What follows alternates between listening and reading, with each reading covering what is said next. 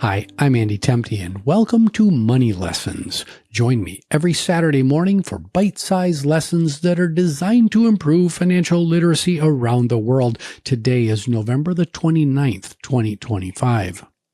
Last week, we discovered how mutual funds and index funds democratized equity investing by solving the diversification challenge.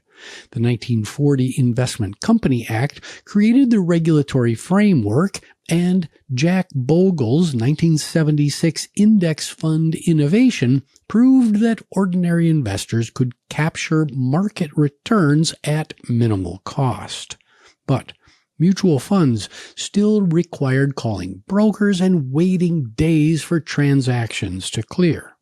Today, we're exploring how technology completed our democratization journey, transforming stock ownership from an exclusive privilege into something anyone with a smartphone can do in seconds. So, picture the New York Stock Exchange in 1970. Traders in colored jackets crowd the trading floor, shouting orders and scribbling on paper slips. The system works, but it's expensive, it's slow, and it requires physical presence. In February of 1971, NASDAQ launched, the National Association of Securities Dealers Automated Quotation System, and it was the world's first fully electronic stock market. Unlike the New York Stock Exchange with its physical trading floor, NASDAQ was purely electronic. Dealers connected through computer terminals, trading without anyone shouting across a crowded room. NASDAQ proved that stock markets didn't need physical locations. Electronic systems could match buyers and sellers efficiently, transparently, and at a lower cost. But individual investors still faced a major obstacle, which was cost. Until 1975, the SEC required brokers to charge fixed commissions, which were often $100 or more per trade. Such high fees made frequent trading or building diversified portfolios prohibitively expensive for most Americans. In May of 1975, the Securities and Exchange Commission eliminated fixed commissions. Competition could now drive prices down. Within months, Charles Schwab launched his discount brokerage, offering trades for a fraction of traditional costs. What had cost $100 would now cost only $29. Remember our compound interest series? High costs destroy returns over time. Reducing trading costs from $100 a piece to $29 a trade meant that middle-class investors could build diversified portfolios without fees consuming a lot of their prospective gains. Traditional brokers initially dismissed discount brokerages, claiming that investors needed professional advice. But many investors, especially those buying index funds, simply needed inexpensive execution. Schwab proved that a massive market existed for low-cost, no-advice brokerage services. Now, the 1990s brought another revolution: online trading. E-Trade, launched in 1992, followed quickly by Ameritrade. Now, investors could trade from home computers without calling brokers or visiting offices. Commissions dropped even further to $20 a trade, then $10 a trade. Account access became 24/7. The barrier between investors and the markets was disappearing before our eyes. This accessibility, however, had consequences. The late 1990s saw explosive growth in what's called day trading, where people literally quit their jobs to trade stocks full-time from home. Oh, by the way, not recommended. Internet and technology companies' stocks soared to unsustainable valuation as investors rushed to capitalize on the prospect of the new internet economy that was forming all around us, creating what became known as the dot-com bubble. Online trading made this speculation easy and widespread. When the dot-com bubble burst in the early 2000s, technology stocks lost trillions in value.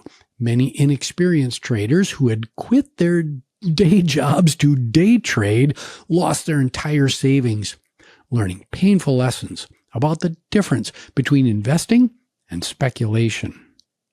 Now, by 2013, smartphones had become ubiquitous in society.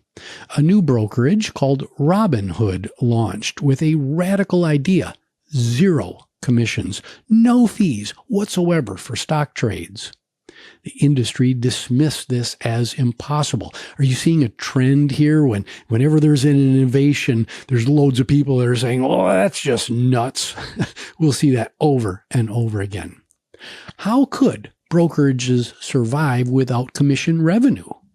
Well, Robinhood's answer was that they sold their customer orders to market makers, the financial intermediaries that actually execute trades.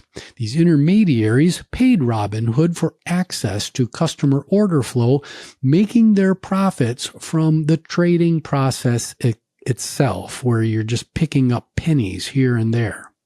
We'll explore how this works in future episodes, but the point is that commission-free trading had arrived. Within 5 years, every major brokerage had eliminated commissions. Schwab, Fidelity, TD Ameritrade all dropped to zero by 2019.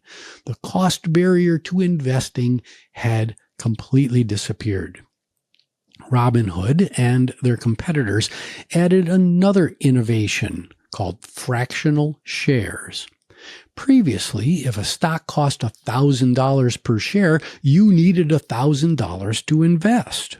Fractional shares let you buy $10 worth of that same stock, owning only 0.01 of a share.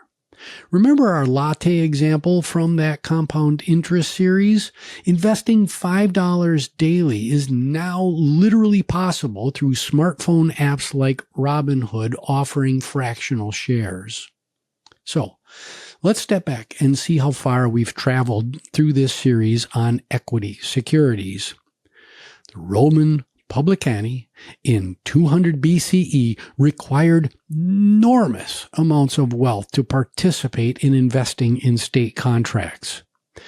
Next, the Dutch East India Company in 1602 needed substantial capital for even modest stakes in the company. Railroad stocks in the 1850s brought ownership to the middle class, but required hundreds of dollars and brokerage relationships. And then mutual funds in the 1900s enabled diversification for ordinary savers, but still involved loads of paperwork and intermediaries. Today, anyone with a smartphone and as little as $1 can own fractional shares of the world's largest companies, hold diversified index funds, and build wealth through compound growth. Our 2,200-year journey from exclusive privilege to universal access is now complete. The technology exists, the costs have vanished, the barriers have fallen. Stock ownership is now more accessible than at any point in human history. But here's what we have to understand. Accessibility doesn't equal wisdom. The same smartphone app that lets you build wealth through disciplined index fund investing also lets you gamble on speculation or follow social media hype into disastrous losses. The democratization of investing is complete, but now comes the hard work: financial education. Understanding compound interest, recognizing the power of diversification, distinguishing investment from speculation, controlling emotions during periods of high market volatility, making decisions based on long-term goals rather than short-term price movements. This is why financial literacy matters so deeply and why this show is so important. The tools for building wealth are now in everyone's hands. Whether those tools build fortune or destroy it depends entirely on the knowledge and the discipline that we, humans, bring to using them. The future belongs to the educated investor. The technology has done its job. Now we have to do ours. So, until next week, I wish you grace, dignity, and compassion. My name is Andy Temte. This is Money Lessons. You can find the show on all the major streaming services as well as out on YouTube. Please like, subscribe, rate, and most importantly, share this public good with your friends, your family, your colleagues, and maybe a neighbor. The show is produced by Nicholas Temte, and we'll see you next time on Money Lessons.